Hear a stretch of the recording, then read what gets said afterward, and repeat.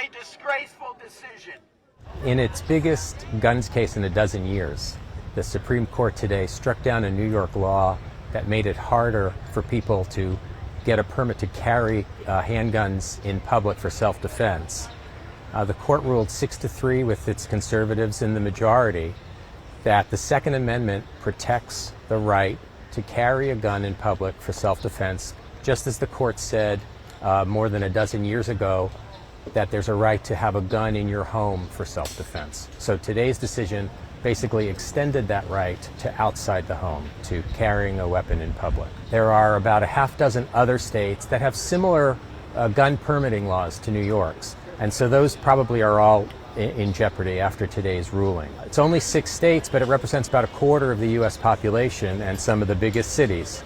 Obviously New York, Los Angeles among them. But Justice Kavanaugh said nothing in the court's ruling should be taken to cast doubt on things like fingerprint checks and mental health background checks and other sorts of requirements that most other states now have in place for people who want to get a permit to carry their weapons in public.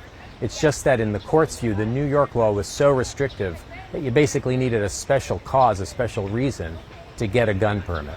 That's what the court said is not permissible under the Second Amendment. In his opinion for the court, Justice Clarence Thomas, who has been probably the most vocal proponent of gun rights on the court, over the last couple of decades, said that there are also regulations about guns in sensitive places, like hospitals and government buildings, and nothing that the court decided today really called those into question, he said. The issue of gun violence and deaths from guns was featured very prominently in the dissent that was written today by Justice Stephen Breyer. He started by talking about more than 40,000 gun deaths last year and more than 200 mass shootings so far this year. So it's not clear what the effect would be on the package of bills that are right now making their way through Congress. There are other gun issues that also are not resolved today. For instance, assault weapon bans that some states have in place, or limits on ammunition that some states have.